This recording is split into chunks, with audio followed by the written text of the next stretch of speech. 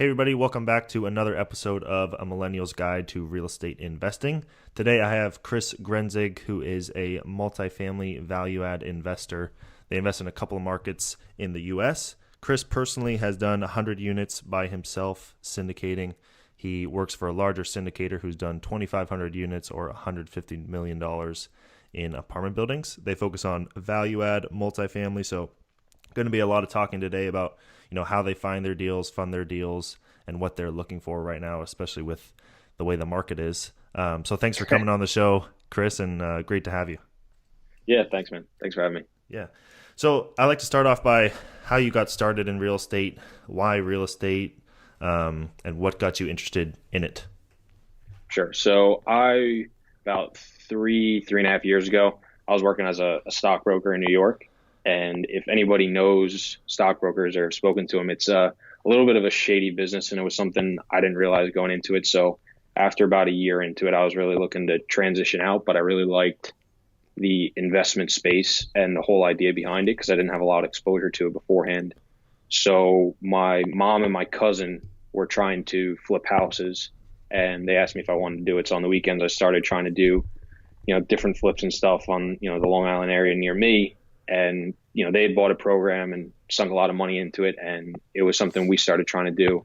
And I really liked the real estate aspect. So while we were going through it, just started doing different networking and meetups and, the whole 9 yards that everyone starts doing when, they get involved in real estate. And, we pretty much flat out failed at flipping on Long Island. And there's various reasons, but the biggest one is we just didn't do it properly, didn't execute a plan. And, we decided to try to pivot away from there, tried to do tax auctions in Philadelphia. And that was pretty rough. There were some pretty shady areas, but definitely a good opportunity for anybody that's looking for it. And then just happened to connect with the group I work for now, and just through networking and stuff, and just happened to be they were looking to bring someone on. I was looking to leave my job. Just actually knew a couple of the same people, and kind of you never connected too far away from someone else, especially when you live close enough, and just kind of the right time, right place happened to move over into that world. Wow. That's awesome. Yeah. For me too, because I went to like a course like that too, like a 3-day seminar kind of thing, learned about flipping houses. And then we tried to flip houses in the Bay Area. And then quickly we realized too, like, man, if I don't have $2 million in the bank, it's going to be really hard to compete with all these guys. And it was so tough. Yeah. It wasn't even that too. It was like the program we bought, the estimators they used didn't take into account the pricing that was around by us. So we probably could have, if it was something we were dead set on doing, we probably could have changed it around and made it work and, figured it out. But it was just at the time, it wasn't the right time for us. And we just kind of swap scenes. For us too. Because we tried it. We were making a ton of 20, 30 offers a month. And it was just like, is it worth all this time? Like, it was just so boring after 3 or 6 months of just placing offers and not getting a deal. It was like, there must be some other way that we can, get into real estate where it's actually, we can do deals. And for sure. Us like you, we went to networking events, which I recommend everybody go to. If, you can't figure out what you want to do in real estate, go to networking events and see what other people are doing and what they're having success with. And that's how we started. So it sounds like you met somebody who was doing some stuff in Philly or something. And that's how you got turned on to that. Yeah. So the guy, John, I work for now, I met him probably 2.5 years ago, and he was phasing out of him doing the tax auctions in Philly. So it was like, hey, here's how you do it. You go down, you look at this list, you go knock on doors and see what information you can find out. Then you go to the auction and you bid on them because it's blind. Like, you go in blind unless you get the list early, you go drive and stuff like that. So me and my cousin, we went down and drove, and it was just like spending 10 hours on a Saturday. He had just had a newborn, and we came back, and it was, there were rough areas. There was one point, there was a car that like stopped in front of us, and we're just kind of sitting there like, oh crap, did we honk the horn, or like, what do we do? And we ended up waiting for like 5 minutes, and then eventually they left. But like, we were like, oh, forget this. We're not doing this anymore. We were like, this isn't like, we were attracted to the flipping because it wasn't, you had to go in and swing a hammer and do all this stuff. It was, you were kind of just putting all the pieces together, and then you'd make your money on the back end. So that's what attracted us to that. We didn't want to be down in Philly knocking on doors and finding deals ourselves necessarily at that point in time. So we were like, this isn't for us. Let's find something else. So we came back and we all sat down. We were a networking thing, and the guy John had a little 8 unit in Covington, Kentucky, which is like just on the other side of the river of Cincinnati. So it's like if you think about Brooklyn and Manhattan, Covington is the Brooklyn of Cincinnati. Gotcha. So obviously very different, but similar type of thing. And they were doing like the whole gentrification, like breweries and little pop-up stores and, people renovating, 6-story walk-ups and stuff like that. So he was doing an 8 unit there, and he was like, I know you guys are trying to do your own thing, but I'm raising money. Would you have any interest? And I was like, that actually sounds really interesting, because I just started learning about it more through Bigger Pockets and podcasts and stuff like that. And we kind of came together and said, yeah, we'll put some money in, but, can we just get coffee once a week and you just teach us and shit like that? And he was like, sure. And I'm sure at the time he was like, yeah, I'll get the money. They'll probably get 1 or 2 meetings and that'll be it, done, dusted, whatever. And that'll be it. And little did he know I was going to, pester the shit out of him. And, it ended up just going from once a week to twice a week. And then eventually, we got talking. I was like, yeah, I'm looking to leave my job, this, that, and the other. And I started talking about people I was working for. This while I was a stockbroker. Yeah. He's like, is it so-and-so? I was like, yeah. He's like, oh, I used to work for those guys like 6-7 years ago. Oh, no way. And he's like, yeah, he's like, I got out of it too. It just wasn't for me. So it was just like a very similar story. Yeah. And I think we saw a lot of each other in each other. Yeah. And they were looking to bring someone on. And, I took a pretty hefty pay cut to get out of there, but I was like, fuck it, I got to get out of this thing. So it just ended up being, kind of a small world that, while this stuff was going on, he was looking to hire someone, and I was able to kind of get out into a world that I was very new into, especially the multifamily space, but I knew I would be able to learn a lot. So, the pay cut was well justified in my mind, and, it didn't last long either. So it worked out in the end. And so so you came on to John's business then very early. Was that his first apartment building out of state, or had he done, this was just a smaller one? So this was just a smaller one they had done. It was an area we really liked and we were trying to get into.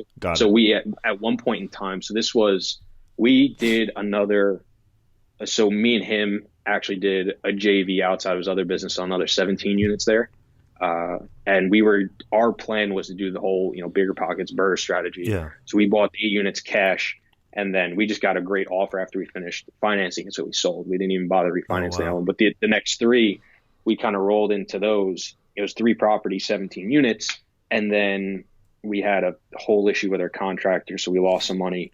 So we sold 1 property for a small profit just to kind of recoup some money and get investors their money back. Yeah. And then we still have the last 2, and we're trying to sell or whatever, but the refinance aspect has gone very wrong. They're just the small banks there that said they would do a loan, all of a sudden said no because we're out of state. And then because it's only, it's still smaller, it's tougher to get the bigger guys to lend on and stuff like that. So that's been a very big learning process from the smaller stuff. And it's, people say, oh, it's so easy. Like you just go buy a 3 unit and you buy it all cash and then you burr out and you go buy another one. And, our goal was, we were like, oh, we're going to go in, we're going to do this. We're going to, we're going to have 50, 100 units. We're going to have a nice chunk of change in this area that has, a lot of growth and stuff, and just learning the hard way just didn't go that way whatsoever. So that was, people talk about it, it's great to have a business plan and everything, but, sometimes, your business plan gets chucked out the window pretty quickly. Yeah. Yeah. And I had a meeting last night with a bunch of guys who had heard about the burr strategy from Bigger Pockets. They weren't on Bigger Pockets, but somebody had told it to them, and they had me come out and have dinner with them or whatever. And then they were telling me about the burr strategy, and they're like, Antoine, it's great. You can, buy these properties with no money down and, own these homes with no money down. And I'm like, yeah, but there's a lot of stuff you got to do to get there. First of all, you have the seasoning requirements. You have, you need to buy those things with all cash. So now you have, for a duplex or, if you're doing 17 units, all that money is just sitting there for 6 months, 12 months. Exactly. And you're banking on that appraisal coming back good. And in 6 or 12 months, who knows where the market's going to be. So you're taking all that risk, and your cash, if the appraisal comes back, like one thing could mess up your whole entire investment. The appraisal comes back bad and you're screwed. That's what happened to us. We had a 9 unit under contract, and the appraisal came back like $60,000 lower. And the guy that was buying it was like, I don't have an extra. He's like, I would buy it for this price. Yeah. We'll go get another appraisal. But it was like the deadline was coming up, and it was just like, he's like, I don't have the extra 60,000. And, we didn't want to carry a seller financing portion because we have investors. It wasn't our own personal money. It's just something we talked about. Like, well, what if we buy people out and hold the seller financing? And, we were just like, forget it. Like, we just don't have any confidence that this is going to go through or work. So, we had to walk on that. So you're exactly right. The only thing that is nice is you do own it all cash. So if anything ever happens, it's not like you have a mortgage where you could lose, the property or, all your money overnight. So it is, in principle, it's a great business plan, but there's a lot more to it. And a lot of people don't talk about the stuff that went wrong. Yeah. And most people just want to look at the stuff that went right and how they can do that. So, the only nice thing it is a very low risk business plan from an oh shit scenario. Yeah. But it's not the easiest implemented business plan, especially if you're out of state. Nope. No. Because I went and called all these local banks too, like you guys probably did. And half of them they're going to say, oh yeah, you do business or you do live and work in whatever market. And you're like, no, I'm out of state. No, we don't fund out of state guys. We only do local business. Exactly. And it's like all personal relationships. Sometimes they want you to even put money into their bank to have a bank account with them, and then that allows them to lend. Yeah, exactly. So, so did you guys start then with those smaller buildings, and then kind of realized, oh shit, these are too small to, especially on the lending perspective? Because I'm doing a 20 unit now. That's $1 million purchase price, so the loan's under $1 million, so we can't even get Freddie Mac financing. So I'm kind of looking to 2019 and, okay, I need to do something that's in the $2 million range to be able to, it gets easier to get that financing once you get up. Is that what you guys kind of realized when you were doing the smaller buildings too? So that's definitely part of it.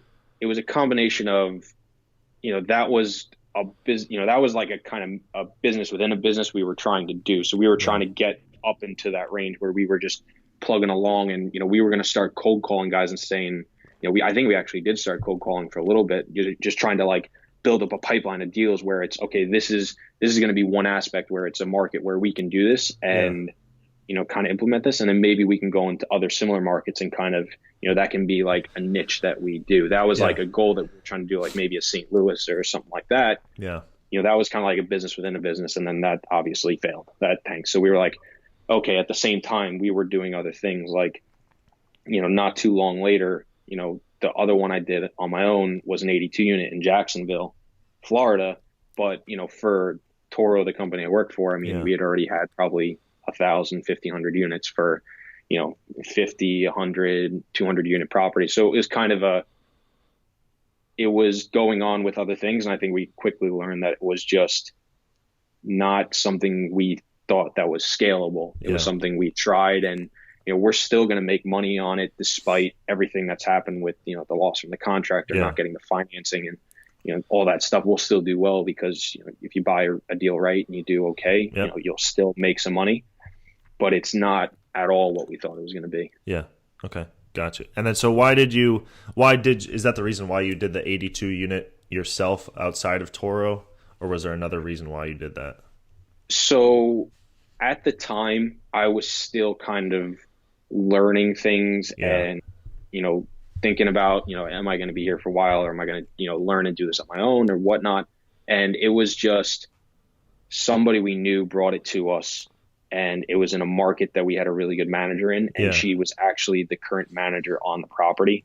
So she was very adamant that we should buy it. She was like, there's still so much upside in this thing. And these guys, the previous owners bought it 3 years prior, and it was, I look at pictures from when it was, and it was kind of a dump, and they really repositioned it really well. So they came in and they just they executed their business plan very well, and their financials were just trending astronomically. Every, month over month, their rent was just going up and up, to the point where by the time we closed, it was probably like a 6-7 cap on T3 financials. So it was, and, we borrowed at a 4, 5, 6 rate, with, a 7-year fixed, the Freddie small balance loan. Yep. So it was just a really good opportunity in a market that we knew people that owned it already. Yeah. We had a good relationship with the manager already through other people. And it was just kind of they knew the building. It was just one of those flukes that it was just kind of a no-brainer for us when we looked at it. Yeah. And we were like, okay, we got to do this. So it was just a really interesting opportunity. And the reason I was able to do it myself, it wasn't a market Toro was looking at the time. Got it. Yeah. So now, for Toro, we bought another 122 unit. and then we have a 320 unit under contract to close in January. Got it. So that's a market we're in now. So it's not something I would probably do on the side Yeah. unless it was, Yeah. a $2 million deal or something like that. That doesn't make sense for them. Got you. Okay, cool. And then do you still own that one in Jacksonville today? Yeah. So we actually closed on that in November 30th of last year. So it's a little over a year ago. Got it. Okay, cool. And then did you get a 7-year term on that? Is that what you Yeah, got? we got a 7-year fixed, Freddie, 2 years interest only. We actually did a soft step down. So we actually paid, I think, like an additional 5 to 10 basis points instead of a defeasance payment. And we were able to secure that. So that just made it easier from a sellable standpoint. Got it. And then in terms of, so tell me about how you were able to, so you syndicated that deal was it with a private equity firm, or did you go and raise money through accredited? We actually used a mix of accredited and non-accredited people that we knew, because we do a monthly meetup in New York. So we have some pretty good connections and guys that were looking to do it from here, some personal money. And then we actually raised about a little over $1 million through realty shares. Oh, realty shares, really? Yeah. Oh, wow. It's been an interesting few months. If anybody doesn't know what's going on with realty shares, they're basically going out of business because they couldn't raise a new round of funding. No way. Yeah. So that's been a wild ride. They've been awesome to work with. I wish they were, because we've been trying to support them. It's just, something with, I guess they over leveraged their business or something, and they needed a new round of funding, and they weren't able to secure it. So now I think they're just cutting jobs. They're not doing any more deals, and they're just managing their current deals. Yeah. Well, because correct me if I'm wrong, but realty shares actually underwrites the deal, then funds the deal, and then they go and raise from their people too, right? I think they use their own capital first, they invest in the project, and then they raise the money.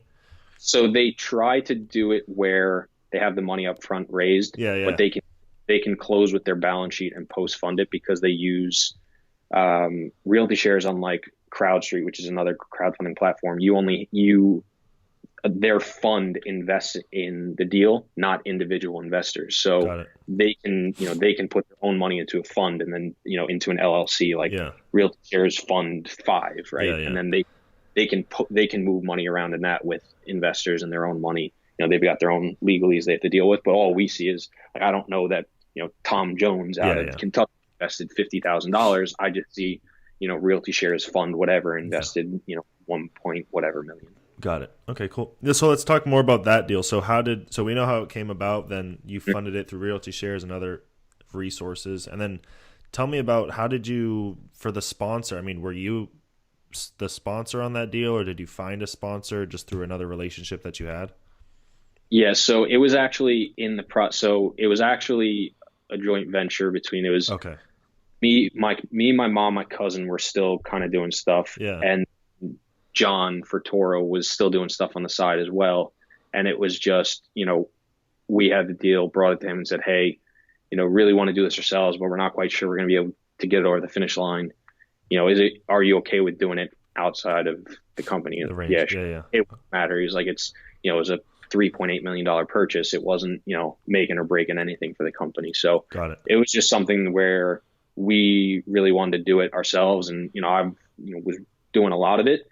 And at the time we were trying out this program, another business and a business that failed. We were trying to do, everyone had their own little coaching programs, and we didn't want to charge people money. Yeah. So what we said to people was, invest in a deal, and we'll meet.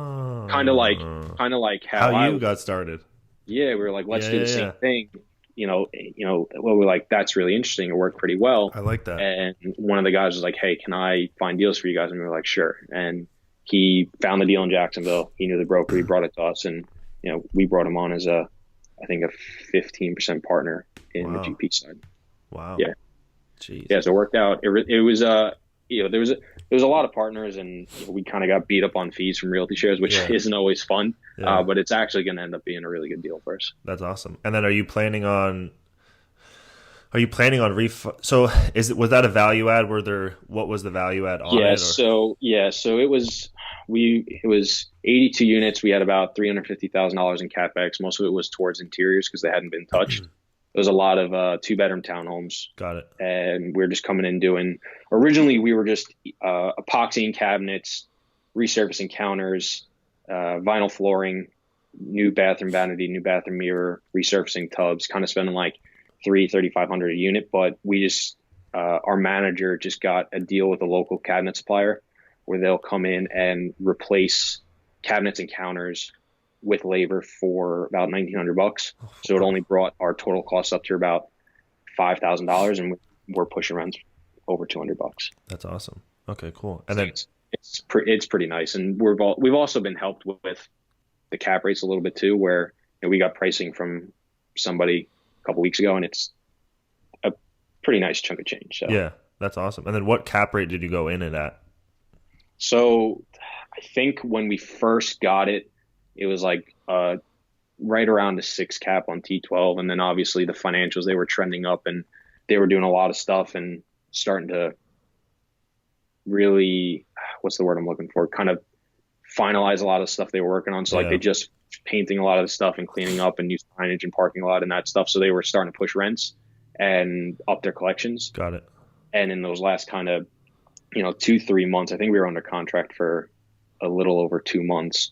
By the end, it was like a 6 cap, 7 cap. I forget honestly, but it was just over a 6.5 cap. I remember that. So by the end, it was pretty nice. And it's not like one of those, bullshit T3s where they're dropping expenses by 10% and they're, raising income a little bit. It was our manager that was in there. She's like, nah, this is, she was like, this is how it's going to run. Your taxes are going to increase, which kind of sucks, but it is what it is. And, I forget what it was tax adjusted, but that was before, a tax adjusted cap rate. So probably, with, tax adjusted and because expenses were going to be the same, was probably just north of a 6 cap going in. That's awesome. Okay, cool. Yeah. And then is that so then talk about how Toro, what are you guys looking for now? So for me, I'm getting into apartment buildings now, buying one at the end of the week, and we're looking for anything over $1 million, anything over 20 units. And then I'm looking for like an 8 cap. But for you guys in your markets, what are you guys looking for? If you can find an 8 cap, that's great. I mean, I don't even know where you're going to find that, but yeah, I mean, we'd love to buy an 8 cap, but yeah, I got some. Yeah. It's funny. I actually got sent like a 7 property portfolio in Memphis that was totally vacant like 5 weeks ago. Yeah. And I was like, 5 months ago. I can't buy. There's just so many vacant buildings in Memphis. I was like, you're just cherry picking 5 of them and sending them to me. Yeah. But it's besides the point. We've kind of actually refocused in the last 6 to 12 months. So we've picked out about, it's either 9 markets that we're really targeting. It's in the Midwest and in Florida. Okay. So it's Tampa, Orlando, Jacksonville. It's Columbus, Cincinnati, Indianapolis, Louisville. I'm missing 1 or 2 others, but we've really narrowed down to, we want MSAs with over 1 million people, and we want to buy between 50 and 300 unit properties in MSAs with some sort of value add component that is going to qualify for agency debt instead of going bridge. Because we're basically convinced that there's going to be some sort of a recession correction downturn in the next 12 to 36 months. So we're really trying to go longer term. So the Jacksonville deal we have now is probably going to be our last bridge deal that we're going to do. Got it. And what do you mean? Can you explain what's the difference between agency and bridge debt? Yeah. So agency is, your Freddie and Fannie, you're going to get anywhere from, 80% down. You're not really getting 80% anymore just because of where rates are and cap rates and stuff. If you buy an E-cap, you probably will get it. But that's, your fixed term, you've got, a 4 or 5% rate. It's fixed, it's a certain amount of time, and it's just slightly different where your bridge options are more heavier value add. They'll usually come in 1% of your purchase price, and then they'll future fund your renovation dollars. So for Jacksonville, they gave us 80% of purchase and they're 100% of renovation in a loan. But your day one loan is just the 80% of purchase, and you don't accrue interest until you draw down from that renovation budget. Got it. And then as you spend it, you pay more. And also on bridge, you have a floating rate. So they go off of it's the 30-day LIBOR. You have a certain spread over that LIBOR.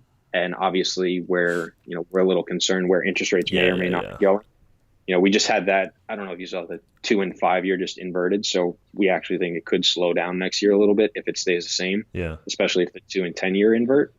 But LIBOR is a little bit different because it's a different marker, and that's what they use. So, we'll buy a rate cap to kind of put a ceiling on how high it can go, but you're still floating a little bit, and it's a little bit tougher to pin down exactly what you're going to be paying per year, and you've got to put a placeholder in on rates because you don't really know where it's going to go. So like if today it's a 5.3 rate based on where LIBOR is, you might throw in a 6 or 6.25, where your first year you're probably paying more than you think, but as it goes on, you're not really sure how high it's going to go. So it's a little bit tougher, and also it's usually a 3-year term with 2 1-year extensions or 2 6-month extensions where your rate can change and then it amortizes after that. So I should have mentioned, bridge is interest only for the first 2 or 3 years usually, and then it amortizes at the end, but you can't go as long term. So if we're thinking, there's some sort of flattening or a recession or whatever in the next 2 to 3 years, we've got to start looking at deals on a 5 to 7 year horizon. Bridge doesn't really fit into that mold. They're more for your value add deals with a 2 to 3 year turnaround, and you're going to kind of come in and they're for your typical come in, fix up the exterior, renovate X amount of units, and get out for whatever cap rate in 2 to 3 years. Got it. Okay, cool. And then do you guys, so for the apartment buildings that you guys buy, looking for a 6 cap, what kind of returns are you looking at? And are you looking at like a 5-year IRR and refinancing in year 5? And what kind of returns are you looking for your investors? Yeah, so we typically look for, it's tough. We're not really so cap rate focused because I'm of the opinion that cap rate is very subjective unless it's a deal that's been operating the same way for 12, 24 months. Like most every deal you look at is some sort of value add. So you've got to look at, what's their income like? And then what can you do? What's their expenses like? And what can you do? Then what's their taxes like? And how's it been the last 3 months, the last 6 months? And then they've got an insurance payment in there that throws out. So cap rates for me are very subjective. It's just I really look at it. What was their net rental income for the past 3 to 6 months if they're trending up? And then I want to see, why is it trending up? Is it because the collections are going up for what, are the rents being higher every month, or is it their occupancy has just gone from 92 to 95? That I don't care about that. Is it their bad debt has gone down because they're putting in better tenants, or they're just not, there's always a story. So it's figuring out what it is, I'm not going to buy a 4 cap, but I can get around cap rate. So I'm less concerned about that. I'm more concerned about what the story and what the feeling is behind the property. And is it something I can feel comfortable with bringing to other people that will be of interest? Because every deal you see is somebody bought it 3 years ago. They renovated the clubhouse. They threw in a fitness center, a dog park, a new pool, and they did 10 to 20% of units, and they want a fucking 4.5 cap. And I'm like, that doesn't interest me. They're a dime a dozen. I can buy that anywhere. So we're really more concerned about less about the financials behind it and more of why should I buy this deal? Gotcha. And I think it's sometimes tough for people to understand that because they want to say, there's a group I go to sometimes in New York City where you can present deals to different investors and stuff like that. And they said, we don't want a deal if the cap rate is below 6. And I'm like, that doesn't really matter. Like, first of all, you're in New York, a sub 6 cap. It's if you want them in New York. I don't know if you're fine with that anyway. But it's like sometimes it's tough to get around because people are so cap rate focused. And I think I've moved less off of what the cap rate is unless it's really high or low one way or the other, and more so of, what do I think I can do with the property? Where do I think I can sell it in 5 to 7 years? What cash flow do I want to hit? And kind of back into a number from the reverse instead of saying I'm going to pay a 5 cap and I'm going to sell at a 6 cap. And does the deal work or not? So we kind of look at it slightly differently than a lot of other people I talk to.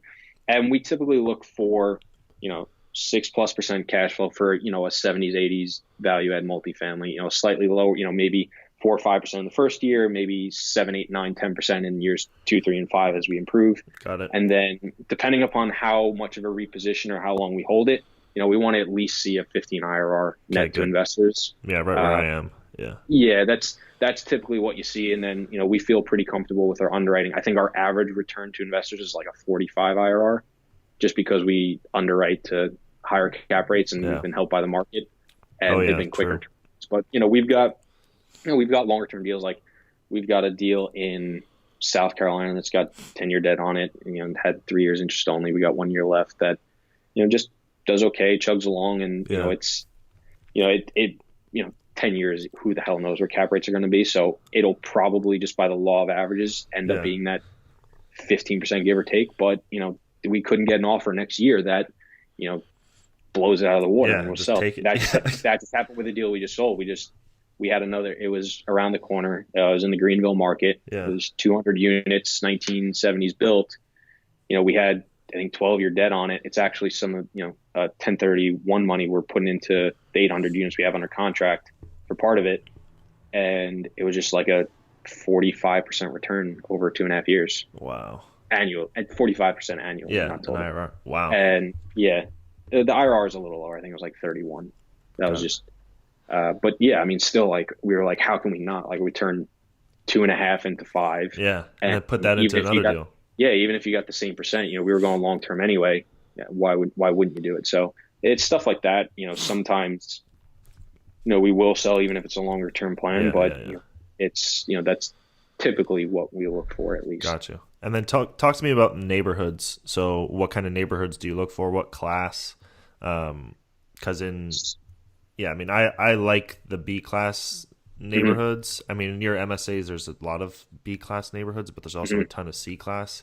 And typically, the way the cities are built, there's a lot more multifamily in the C class or D class. So it's kind of hard. What do you guys look for?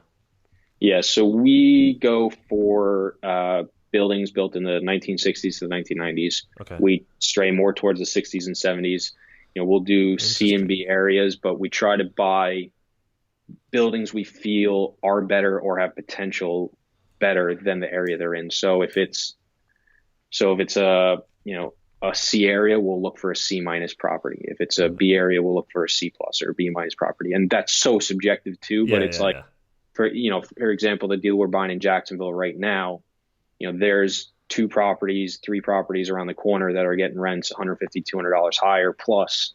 And this property should be way nicer because it's the only one with the lake. It's 3-story construction, similar vintage. But when I walk in, when other people walk in, they could be lying to me, but who knows? But I truly feel it should be the highest rent in that immediate area just because it's much nicer. It's stuff like that we look for, that, it could be better than what it is, and it's in a slightly better location than what we would grade the property. So the property right now is like a C. I would say it's a C plus area.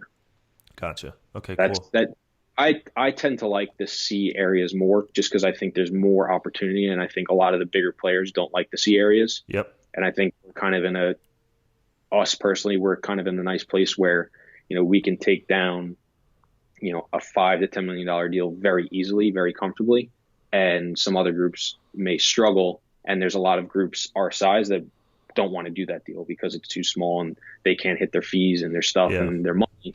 But if we can 2 or 3 of those, in a couple months or in an area, it adds pretty nicely over time. And, we can also then go off and do, like this Jacksonville deal is $25.5 million. So, we can kind of go to both ends of the spectrum and do that. So cool. It's an area I think is more valuable than the B areas because I think there's more people chasing that. Yeah. And for the C area, what do you do? Like, so some C areas, there's blue collar. I stay in the blue collar. I like to say I stay in C class neighborhoods, blue collar neighborhoods, but I don't touch crime. So if there's crime anywhere in and around my building, or if it's at my property, I can fix it. But if it's around my property or in that neighborhood, I kind of stay away. Do you have the same feeling, or do you guys have some sort of crime factor that you take into account too?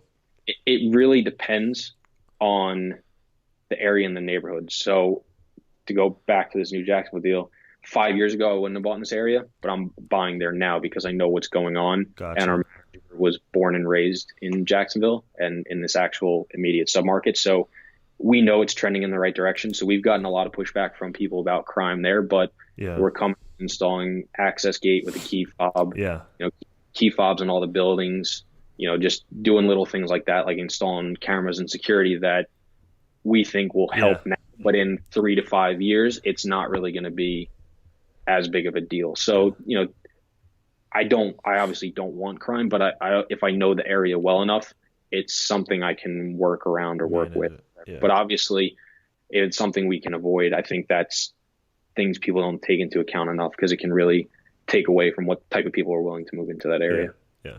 Yeah. And I mean, but you're also buying much larger, you're buying communities, right? So small communities, and you can kind of create, because my apartment, the 20 unit apartment building, well, going back to what you said about the neighborhoods, I'm buying the eyesore in this, general Mm-hmm. vicinity. So it seems very similar to what you're doing. And all the Mm-hmm. other buildings around my building are super nice and renovated and very clean and newly paved and all that kind of stuff. And then ours is Yeah, like shitty paving and like the sign is exactly. falling down. Those are the best because if you can come in, they're a headache up front, but if you can come in and kind of clean it up, and that's what our last deal in Jacksonville was 122 units. There's actually 4 sites. It's not one property, so Oh, that's 4 wow. smaller properties. Yeah, it's a 16 unit, a 32 unit, 54 unit, and a 20 unit.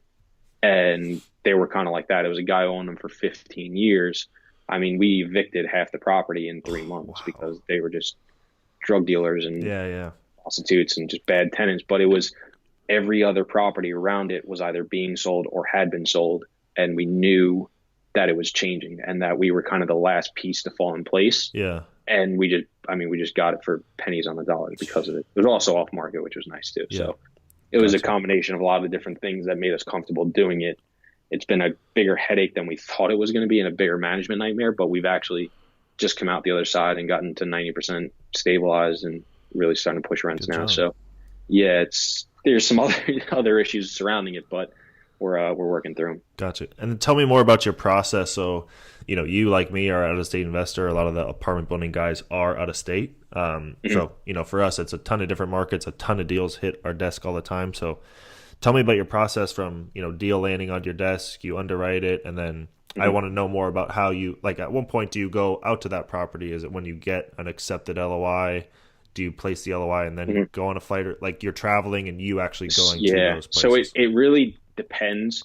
For the larger properties, and especially near areas where we own, our managers will go look at Got it it. first. So Yeah. they'll go drive. Or, like in, Mississippi and Alabama, they manage, 10,000 units. They have properties in the area. They just ask their leasing consultant to go over and blind shop it for us. A lot of times too, we'll line up tours and stuff when we're going down to check on other Yeah, properties yeah, yeah. or with due diligence for another property. So, for example, a deal we offered on in Jacksonville, I went and toured while I was doing due diligence for the 320 unit we're closing on in January. Got it.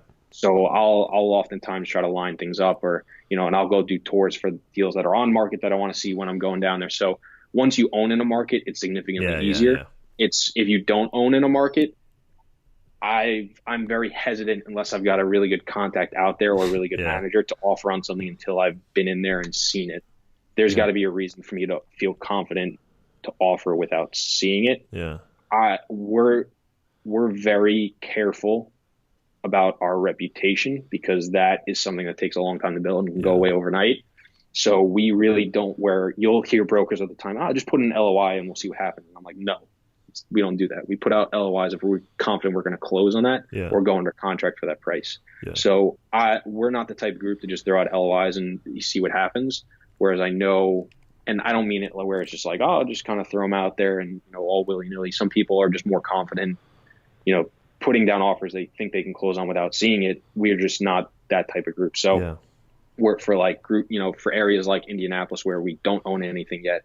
We've been out there once or twice to go check out deals and look at things and get more comfortable. And then also talk with different managers and stuff like that. So we know, in the underwriting process, what our expenses are going to be per unit, what taxes and stuff like that. Whereas, Jacksonville, I know what our taxes are going to be. I know what our expenses are roughly going to be, within, 5, 10%, 2%, whatever. I can underwrite a deal there in 2 minutes and I know whether it's something I want to ask somebody to go see or not. So it's, I also know what stuff is selling for and stuff like that. Whereas conversely, Tampa, I'm not as familiar with. So it's something I've got to leverage managers more. So it's really just kind of how well you know the area and, how much you're willing to put on without seeing it. So it's really kind of a little bit of a give and take. But if we don't know the area, we'll go see it first. Gotcha. Okay, cool. And then that brings up another point too. So about the biggest thing for this whole thing to work, out of state apartment building investing in apartment buildings is your property management company. So, you mentioned you had a property management company in Indy or maybe a couple. So how do you, let's say you find a market, then how do you guys go about, have you guys thought about doing it all in-house and actually setting up a property management team? It sounds like you guys are actually using third-party property management companies. Yeah, so we use third-party right now. We've talked about going in-house. What we've consciously been doing for the past 24 months is using a couple different managers in different areas to see what we like, what we don't like, because our goal is to eventually in 2, 3, 5 years bring it in-house. But we've also got to have enough scale that we can do that. So right now, we've kind of been in a, we're still buying, but we've been a net seller for the past 12, 18 months. So it's more of, we've kind of lost some scale and we're not sure we're in a position where we can kind of house where, we can kind of get to a spot where we have it, or kind of, that's why we've kind of refocused on, we were kind of just, we're in the Southeast and Midwest and we'll just kind of buy anything that takes our fancy. Now we've kind of reconfigured where you send me a deal in Columbia, South Carolina, I'm not buying it. I'm not even looking at it because we're not buying there. Yeah. So we've kind of refocused on two areas, the Midwest and Northern Florida. We still own in Mississippi and Alabama, but they're shorter term hold and they'll be gone in a couple of years for better or for worse. And, we've kind of refocused on those two areas to try to set up shop over the next 2 to 5 years and then see what we can do with management. And it may be a conversation where things are going so well, we don't need to bring it in-house and it's fine. But we want to set ourselves up that if we want to transfer into that, we can, because that's a lot of negatives or points against us that we've gotten with different institutional partners, family offices, high net worth, private equity guys, that we're not in-house, we're not vertically integrated, stuff like that. So it's got its pros and cons. You're only as good as your manager is, and you hire somebody to run your management company and they're shit, then you're shit. You're shit. So it's really, there's pros and cons to both. And I think sometimes people give in-house management too much favor because, if you run a shitty business, it's still shitty, where if you've got a great management company who has 20,000 units. And they run, what does it matter? So, it really just depends on your business plan.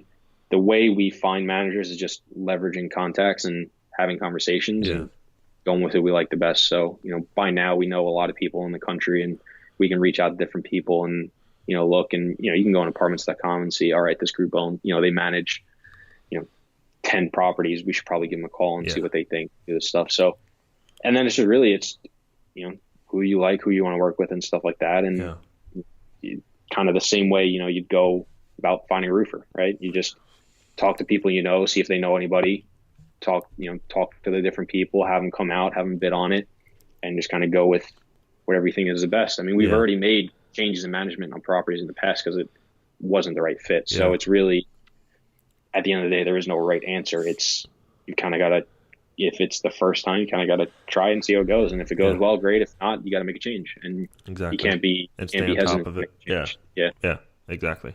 All right, cool. And then where are you guys finding, so one of the issues that everybody's having now is finding deals. So how are you guys finding deals? Is it through broker relationships? Anything interesting that you guys are doing? I know you said that you guys are doing some direct mail to property owners. So is there any other, how are you getting your deals? What are you doing that's been successful in getting those deals? Yeah, so right now it's mostly broker relationships. The 500 units in Montgomery we're closing on this week was a deal that fell out of contract 2 years ago, and just a broker brought it to us because we have about 800 units in Mississippi and Alabama, and it would be interesting. The deal in Jacksonville was listed, and they just kind of missed on their price a little bit. Some of these other deals are, off market just through relationships we have. So it's really just, there's a kind of a bunch of different ways, but the biggest and easiest one is through brokers. And like you said, we've kind of gone back to, we're also trying to get into the mobile home space as well. So we've sent out about 2,500 direct mail to just different lists we bought in the last 2 weeks to different mobile home and multifamily owners between, I think we actually did buy acreage because the source we were using didn't have units. It didn't really, it did, but it was like, before you put it in, the list was like 1,000 buildings, like 20. So it was like, it didn't have that info. Yeah, it didn't have the info. So we're like, all right, how do we get around that? We're like, okay, we'll go buy acreage. And, most of the calls we've gotten so far is like, oh, I've got a duplex on 10 acres. And I'm like, yeah, I'm not interested. Yeah. So it's a little bit of hit and miss and trial and error and stuff like that. But it's just another avenue we're trying to build out where, if we can get one deal from it, it's worth its weight in gold. So it's just trying a bunch of different things and see what sticks. Got it. Okay, cool. And then let's talk about the market. So obviously you guys are still buying deals today, but are you setting those, I think you said you're going to use Freddie Mac or the agency. No, not agency. Is that agency? Yeah. Okay. So using more agency debt because of the, the terms and stuff like that. So are you guys still comfortable today on doing the 5-year ARMs with the Freddie Mac, or are you guys doing more 10? I've heard some people say that they're doing 7 or 10 year because so usually when we go the Freddie route, we do 7 or 10 year fixed. Okay. We tend to do more 7 because we think that'll be enough time for any kind of market cycles up and down with, you may not time it perfectly back to normal, but it's enough time that you can work within a business plan, or you have time to readjust or whatever. You get 2 years interest only, and it's just a good product that we like. So most of them will probably be looking at a 7-year term, 2 years interest only, fixed rate with most likely Freddie, because they're just kind of the biggest lender in that space.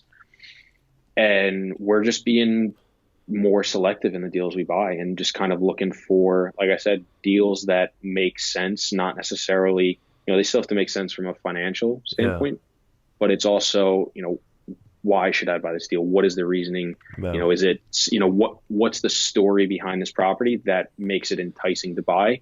And I think that's a factor, like I said, that I don't think enough people pay attention to. And then it's backing into an offer as well, right?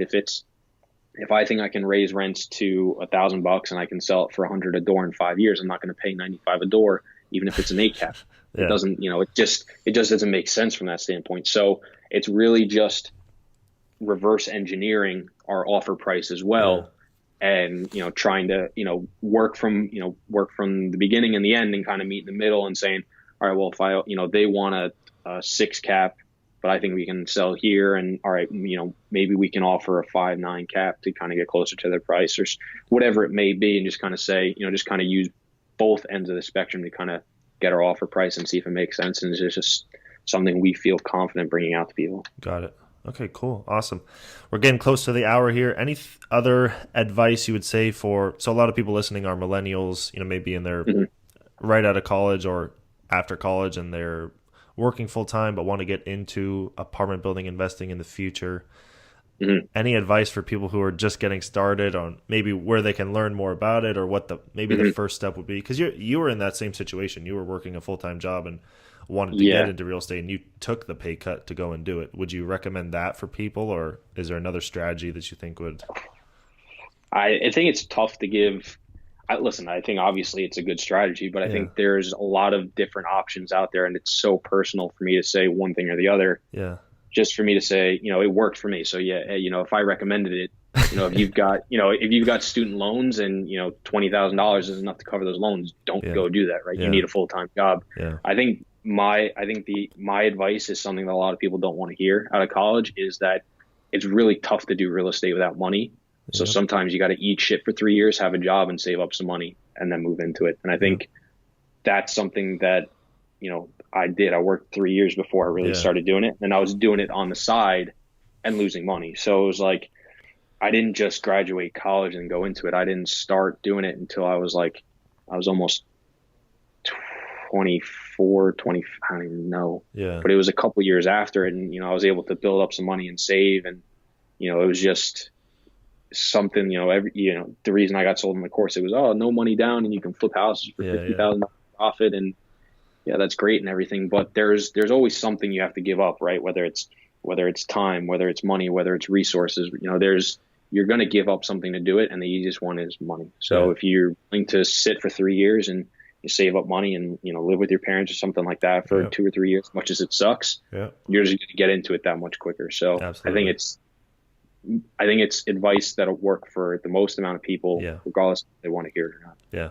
No, that's good advice too. And because a lot of people quit their jobs or they want to get into real estate, or they didn't take that job out of college because they wanted to get into real estate. Now they're quickly realizing 6 months trying to invest in real estate or a year in, they're like, well, shit, I only have $5,000 in my bank. The only thing that I can I have to go and offer something to other people, and it's my time and energy and all that kind of stuff, but they don't have any money to put into these deals. So it's more just their knowledge can get them places. But again, it's still really hard to get into real estate without some sort of cash in the bank, and even just spend money on marketing or whatever to get leads in, and wholesaling too. It costs money to start wholesaling as well. Yeah, that's the thing. People are always like, "Oh, I'll start in wholesale." I'm like, "Okay, where are you going to find deals?" And they're like, "I'll find them on MLS." I'm like, "How are you going to wholesale a deal that's there?" And like, "Oh, I'll direct market." I was like, "Okay, where are you getting your leads?" Yeah. And then it's like, okay, and then while you're doing all this, you've got expenses piling up with bills and this and that and the other. How are you paying for that? So it's not as straightforward and easy as people make it sound. Now there's circumstances where you can do it, right? If you live at home and your parents are still making dinner for you and stuff like that, and your expenses are, $100 a month. Yeah. Go wholesale. Like, you've got time, money, and resources. You might, that's a great opportunity. But if you're out of college and you can't live at home, or you've got to pay rent at home, and you've got bills and student loans and credit cards and car payments, and you got to get a job and you got to save up. Like, that's just, people don't want to face the reality of their situation. And some people may be able to do it sooner because their reality is different. But at the end of the day, that's not something you can change. And I think that's the hard message that people don't want to hear sometimes. Yeah. Awesome, man. Well, thanks for coming on the show and talking about apartment buildings for an hour. Anything you want to plug, any way that people can get in touch with you, maybe ask you more questions?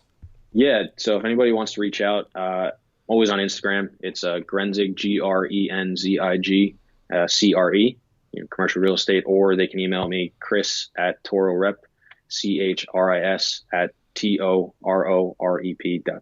Cool. Awesome, man. Thanks for coming on. And hopefully we'll have you on again next year, and we can talk more about those other deals that you're working on now, and just keep having you back to share more insights. Absolutely. Hopefully they haven't gotten to shit and we lost them all. Exactly. Me too. And then I can share with you too about our 20 unit that we're closing at the end of the week. And hopefully in 6 months, I'll have a success story to share. I hope. There you go. Cool, man. Well, thanks for coming on. And hopefully we'll have you on next year, and have a good holidays. Yeah, you too. Absolutely. Thanks. Thanks.